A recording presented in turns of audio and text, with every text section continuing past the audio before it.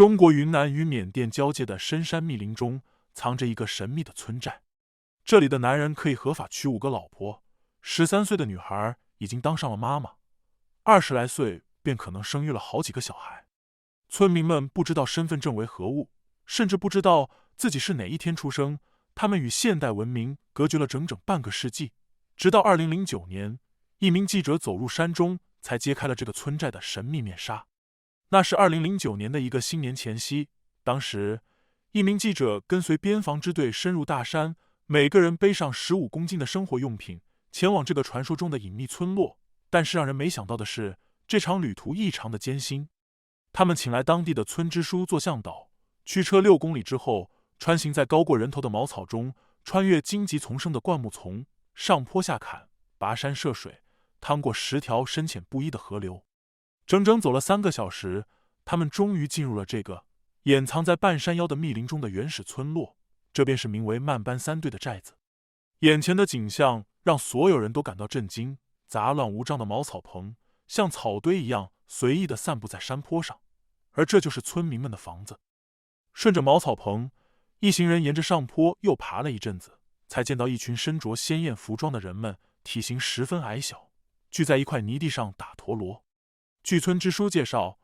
这是拉祜族传统新年节的仪式，由村里男子打陀螺，以祈祷来年有粮食吃。然而，当村民们发现陌生人时，欢快的场景戛然而止。他们立刻停下手中的活动，警觉的后退，流露出深深的不安，缩到一旁。记者和边防官兵本意是向他们捐赠物资，但让人意外的是，这样善意的行为并没有得到热情的接待。村民们面露恐惧，十分拘谨。如果没有语言相通的村支书在场，记者一行人连他们的踪影都看不见。从前，曼班3队的村民只要看到陌生人，就会立刻号召全村人全部躲进深山老林里，消失得无影无踪。此时，即便村干部在，他们也只是半信半疑，隔着一段距离观察着，不敢贸然上前。等到边防官兵拿出生活物资时，几个老人扯开喉咙一通叫唤后，立刻又涌出来60多个人，纷纷伸出双手来接东西。拿到饼干等食物后，狼吞虎咽的就吃了。看着边防武警抽烟，一些年长妇女也想伸手讨要，着实让人哭笑不得。在当时，也就是2009年，寨子里有着17户，67口人，物质条件极为落后，不通水电，也没有通往外界的道路。村寨的人们仍然保持着一种原始而质朴的生活方式，日出而作，日落而息。没有任何现代意义上的家具，晚上就在火塘旁边的竹楼板上席地而睡。在外人看来，他们过着一种世外桃源一般的生活，让人羡慕。但真正走入这个村寨的外人们，往往会目瞪口呆，对这里恨不得避而远之。他们生活的地方是一座占地1000多平方公里，名为布朗的高山。这座山也是布朗族、佤族、德昂族等不同少数民族世代栖息的居所。而由拉祜族人构成的这个村寨曼班3队，却是里面最特别的存在。在过去，寨子里的人主要通过2种途径来获取赖以生存的食物，一种是耕种，另外一种则是在山林中捕猎。如果猎获有限，他们便用野菜与野果充饥。当外界发现他们的存在后，尽管他们对外界充满恐惧，依然会在一些时候走出深山，去村委会那里拿取一些现代生活用品，例如食盐与味精。但如果步行前往，单程需要耗费3小时，而如果遇上雨天，为了避免泥石流等问题，他们需要绕行6小时才能到达。曼班3队与外界的隔离程度由此可见一斑。这里村民的衣物均是由扶贫单位捐赠。在这里，村民们对卫生这个概念一无所知，他们可以整整1个星期不洗澡、不换衣服，浑身散发着刺鼻的气味，却觉得再正常不过。洗澡的时候也没有热水或香皂，往往是去到河边随意擦洗一番就算完事。这里的房屋构造十分简单，用树杈简单搭起来篱笆墙，铺上竹楼板，在屋顶铺设上杂七杂八的茅草，下雨天的时候也不防水，只会漏个不停。这种茅草棚也被称为叉叉房，尽管简陋，这也会成为一个几口之家的栖身之地。房屋中没有任何现代家具，没有椅子甚至床具，也不存在被子。人们晚上睡觉时往往就是席地而眠，唯一能够称之为家具的就是火塘，在夜晚发出微微的光亮，提供照明，让人们能够围绕着取暖。这里人们的习俗也与外界迥然不同。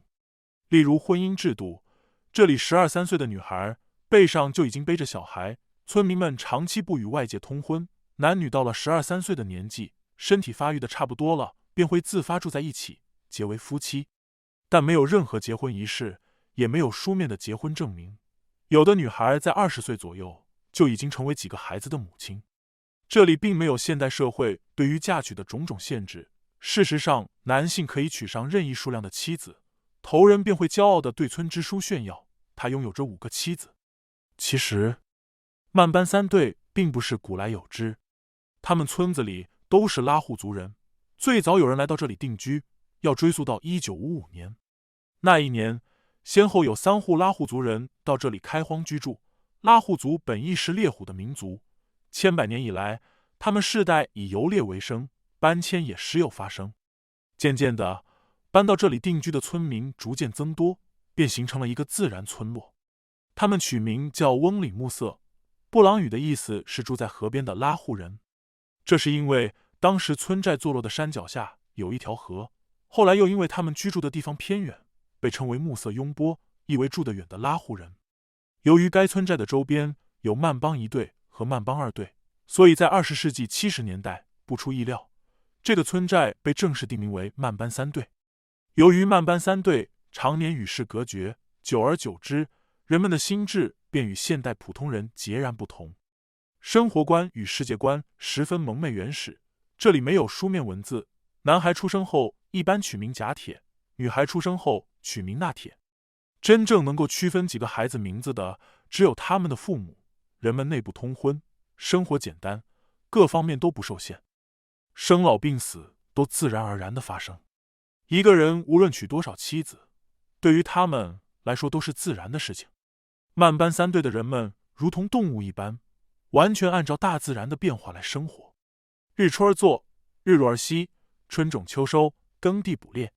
他们没有现代意义上的时间观念，对纪年法也是一无所知，更别提婚姻手续、出生登记或身份证等概念。他们甚至无法知道自己准确的年龄，被询问到是什么时候出生的，他们只能够借助外界的季节变化或特殊时间。例如谷子黄时生的，下大雨时生的，长大水时生的，外来者几乎只能靠外貌来辨别他们的大概岁数。这里也难以进行户籍管理，孩子出生后，没有人会主动去村委会进行登记，只有等到村干部上山时，听到了新出生的小孩的哭声，他们才能知道曼班3队又添人丁了。不过，这个新生命是否能够健康长大，却始终是个未知数。由于医疗条件恶劣，营养情况堪忧，世代通婚又过于频繁，导致这里的村民或多或少存在基因病，个子都异常矮小。男人最高的还不到1.6米，女人普遍只有1.5米左右，走在现代人中间，就像是孩子站在大人堆里。整个寨子的人口也始终维持在几十人左右。尽管西双版纳地区十分适合作物生长，亚热带气候的土地上随便种什么都能长出来，但是他们不懂任何耕种的技术，采用的开垦方式是最为原始的刀耕火种，谷子种下去就任其随意生长，秋天时能收多少全凭运气，纯粹靠天吃饭。往往一家种的粮食只够吃小半年，剩下的大半年只能靠政府发救济粮或者进山打猎。尽管拉祜族世代以打猎为生，但是这条路也包含了许多未知数。在这个男人主导的村寨里，有一个特别的存在——女猎人纳斯。当其他13、14岁的女孩已经抱上了自己的孩子，她却选择了一条不同的路。她光着脚走进深山老林，追踪猎物，拉弩射箭，狩猎技巧非常娴熟，甚至连村里的男人都比不过她。但在一次寻常的打猎中，她遇到了能夺去她性命的危险。一头比她还高的黑熊正直直地站在她面前。当时她害怕极了，浑身发抖，完全不得动弹。幸好黑熊并没有攻击她，而是转身逃走了。那厮回忆起来这段死里逃生的经历，仍然心有余悸。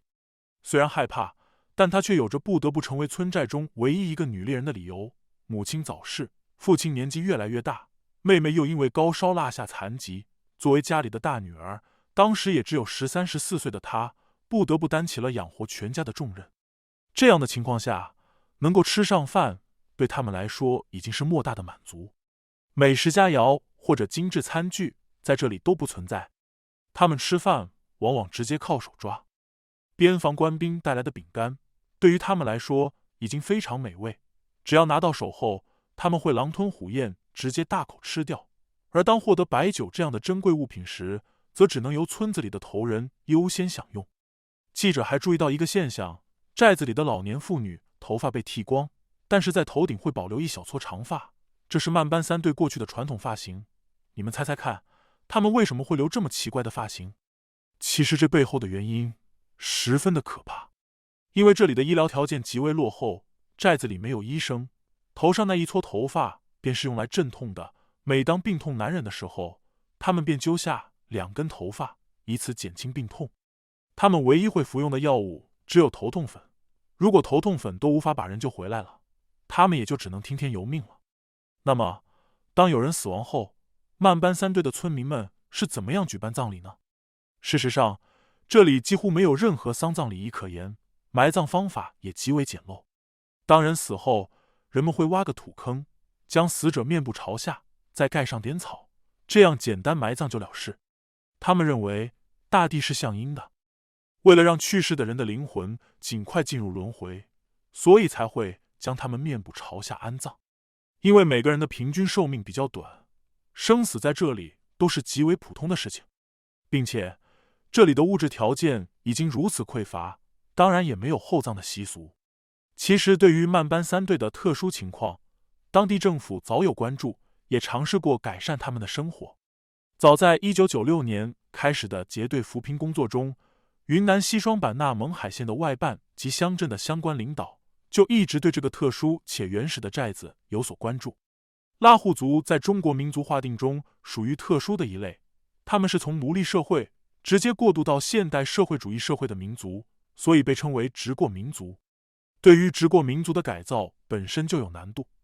而曼班三队的村民们更是其中的硬骨头。政府尝试过帮助他们另辟家园，说服他们动迁来改变这帮村民的生活处境，然而收到的成效寥寥无几。曾在2002年，勐海县外办曾将全村人劝说着集体搬迁到离公路更近的路段。他们按照其他拉祜族村寨的建筑方式，为村民们建造了16栋甘蓝石木板楼，并为他们捐赠了衣物、谷物种子等物资，另外购买了16头耕牛，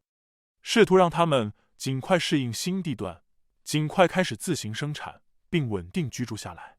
但是村民们仍然更加习惯原本深山中的生活，有14户人家变卖了耕牛，将房屋和水管拆除换了酒钱后，他们陆陆续续回到了山林之中。为什么村民们不愿意接受这些好意，而是选择去过食不果腹的艰苦生活呢？背后的原因想必会让这些公务人员震惊，因为村民们长久与世隔绝，他们的思维模式与心智状态不能以常规的现代人的标准去衡量。据寨子的头人说，他们之所以不愿意在搬迁后的新寨子生活，主要是害怕外人偷他们的东西。由此可见，他们仍然对外界充满了不信任与恐惧。因为曼班三队的村民们没有任何货币观念，他们仍然保留着以物换物的交换模式。对于他们来说，身边的物品就是最珍贵的财物。除此之外，尽管新村寨通水通电，也连接上了公路，但仍然存在种种问题。比如说，如果居住在新村寨，他们就无法很方便的上山打猎，选址没有考虑到他们世代的生活习惯。除此之外，政府划拨的耕地只有50亩山地，数量严重不足，无法让村民们实现自给自足，更何况他们并不知道科学种植的技术，所以他们宁可回到原来的寨子去种地。所以最终结果便是曼班三队的村民们陆陆续续的回迁，回到他们过往的舒适圈之中。当地政府尝试过多种方法，试图帮扶曼班三队，其中不乏一些实施难度极高的方式，例如直接将公路修筑到寨子，接通自来水解决吃水问题，选派工作队进村指导村民发展，解决适龄儿童上学等问题。但是这些实行起来遇到了许多困难。村支书为帮助当地村民申请低保待遇，必须设法让他们办理户口本和身份证。尽管村支书一番好意，然而当地村民十分排斥这些陌生存在，怎么也不肯配合。你猜村支书怎么样才让他们配合着乖乖拍了照？其实方法也不难。慢班三队的村民们都十分喜欢喝酒，有时会拿一切能够交换的东西去跟附近的寨子换酒喝。村支书便以约他们喝酒为名义，终于把寨子里的10位村民骗了出来，给他们拍了照，办了相关证件。但是这也只能解决一时的问题。由于慢班三队村民的思维方式的不同，这样的困难只会越来越多地浮出水面。后来政府成员向他们捐赠被子、食用油等物品，等再来这里探访时，却发现这些东西都不翼而飞了。寨子的人们仍然席地而睡。经过一番调查和询问，才发现原因。原来他们把这些物品都拿去了附近的寨子，换了酒来喝，让公职人员哭笑不得。无可奈何，所以在长时间里，外界与慢班三队的联系仅限于赠送或交换物品。政府放弃了之前的远途搬迁的方案，而是选址在其原驻地山谷的另一边修筑上了新村寨。配套道路、饮水、用电等基础设施让村民们搬迁过来，但是让慢班三队村民们真正改变观念，还有非常长的路要走。2015年，勐海县选派了4名干部驻寨，这4名干部不仅会说拉祜语，而且各有所能，能够教授村民养殖种植的技术，也能够开办课堂进行扫盲。然而不出意料，他们的工作一开始仍然遇到了阻碍，村民们面对他们，要么一言不发，要么假装不懂。最后干部们发现了一个突破口，尽管不会轻易与外人交流，慢班三队的村民们喜欢唱歌。干部们决定以一些更为亲民的歌曲来打破与慢班三队之间的坚冰。果然，这种文娱活动起到了正面效果，在载歌载舞之中，村民们逐渐减少了对于外界的强烈恐惧，对他们这些外人也逐渐打开心扉。干部会将一些新思想融入到歌词之中，比如说他们编了一首朗朗上口的拉祜族歌曲《上夜校》，歌词中便有山寨的夜晚静悄悄，凤尾竹随风轻轻的摇，学习文化知识很重要，山寨的小伙姑娘上夜校。旋律悠扬动听，慢班三队的村民都十分喜爱。在合唱这些歌曲时，现代思想的种子也在他们的脑海中萌芽。渐渐的，越来越多人愿意走进扫盲夜校里去学习汉语与中文。虽然对外界充满戒备，但只要有人开始唱起山歌，村民们的眼睛就会立刻亮起来。歌声响起的那一刻，他们仿佛变成了完全不同的人，尽情歌唱，展露笑容。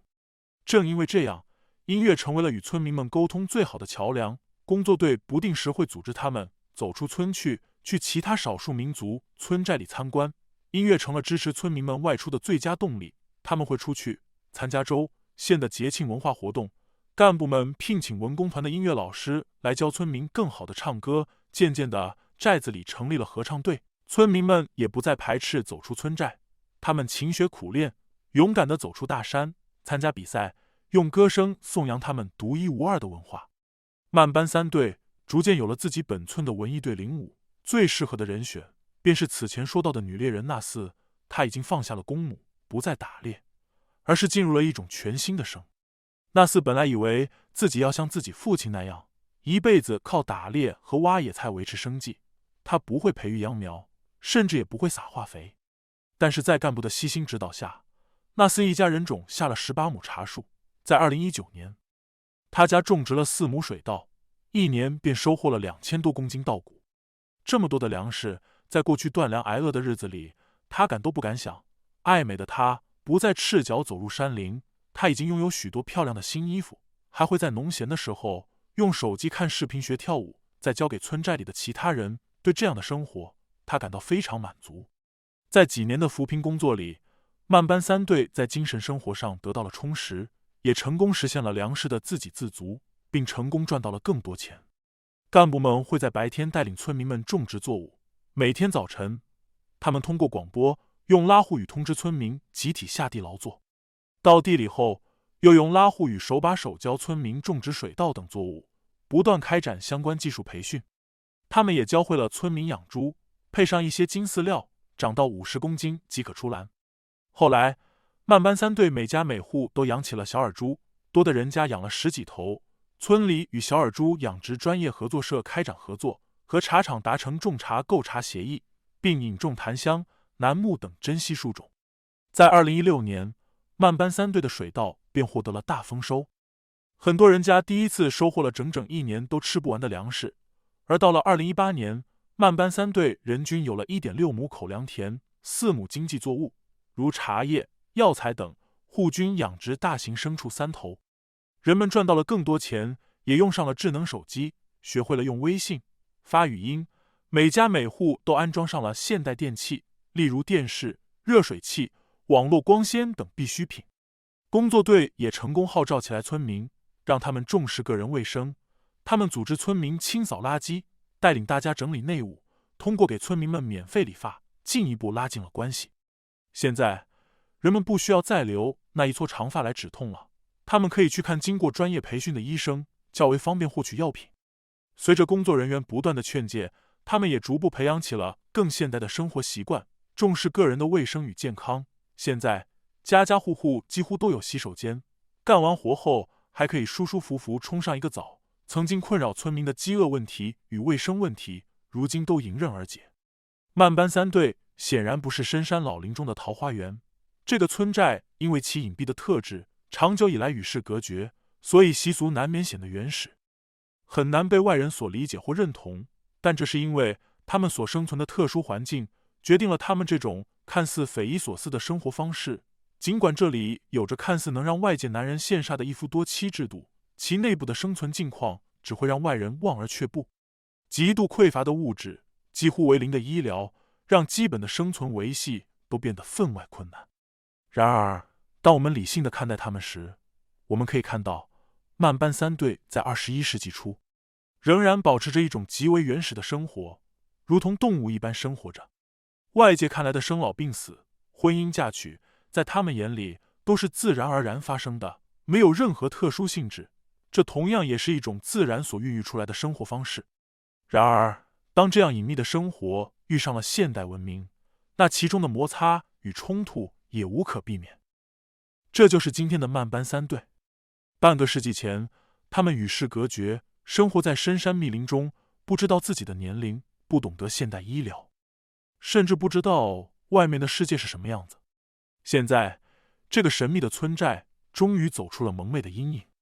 但我们也不得不思考，这个保持了几十年原始生活方式的村寨，在快速的现代化进程中，是否还能保留住他们独特的民族文化？这些淳朴的村民是否已经做好准备，去面对这突如其来的巨变？时光回转，如果你生活在从前的慢班三队，你最难适应的会是什么？不妨在评论区说说你的看法。本期的内容到这就结束了，如果喜欢，还请按赞、订阅和转发，我们下期再见。